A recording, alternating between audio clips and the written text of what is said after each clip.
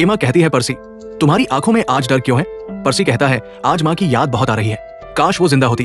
तभी राक्षस आता है, बोलता है, पर्सी मैं तुम्हारी माँ को वापस जिंदा कर सकता हूँ, बदले में मुझे वो मोतिया दे दो, अपनी माँ के बदले वो मोतिया एक्सचेंज कर लो। पर्सी कहता है, मेरी माँ मर चुकी है। राक्षस कहता है, नहीं, वह जिंदा है, मैंने अपने लोगों से उसे अगवा करने कहा था, तुम्हारी माँ मेरे साथ अंडरवर्ल्ड में है। तभी राक्षस पर्सी को उसकी माँ दिखाता है और कहता है, अपनी माँ को दोबारा देखना चाहते हो तो वो मोतिया मेरे पास लाना। एमा और पर्सी पहला मोती ढूंढने आंटी गार्डन जाते हैं। गार्डन में उन्हें सोने के सिक्के मिलते हैं और वो मोती के तलाश में अलग अलग हो जाते हैं। एमा को एक डरी हुई बूढ़ी औरत मिलती है। बूढ़ी औरत उसे लेके भागने लगती है। आगे उनका सामना मेंडेस से हो जाता है। मेंडेस जैसे ही अपने सिर के ऊपर से कपड़ा हटाती है, उसके सिर में ढेर सारे सांप रहते हैं और मेंडेस एमा को उससे नजर मिलाने कहती है, लेकिन बूढ़ी औरत उसके आंखों में देख लेती है और पत्थर की बन जाती है।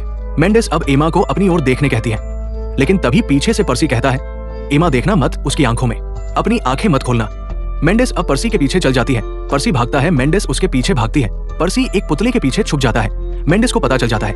वो कहती है, पर्सी के बच्चे, मैं तुम्हारे डैड को डेट कर चुकी हूँ। मेंडेस एक पुतले को धक्का देती है। बाद बाकी पुतले एक के ऊपर एक गिरते हुए जाते हैं और पर्सी के ऊपर गिर जाते हैं। तभी एमा को ग्रोवा छोड़ा लेता है। पर्सी को मेंडेस पकड़ लेती है और कहती है, मुझे तुम्हारी आंखें देखने दो, मैंने सुना है वो समुद्र से भी ज्यादा गहरी है। तभी एमा एक कार लेके वहां पहुंच जाती है और पुतले से मेंडेस को गिरा देती है और पर्सी तलवार से मेंडेस के गर्दन को धड़ से अलग कर देता है। पर्सी उसके सिर को एक कपड़े से लपेटकर अपने पास रख लेता है और उसके हाथ से मोती ले लेता है। दूसरा मोती पर्सी को एथेना के पुतले में दिखता है, जो कि 30 फुट ऊंचा था। पर्सी अपना उड़ने वाला जूता निकाल कर पहनने लगता है, फिर दौड़ने लगता है और पंख की मदद से हवा में उड़ने लगता है। मोती के करीब पहुंचते ही पर्सी नीचे गिरने लगता है और गिरते समय पुतले को पकड़ लेता है और धीरे से ऊपर आकर मोती ले लेता है और उड़ते हुए नीचे आ जाता है।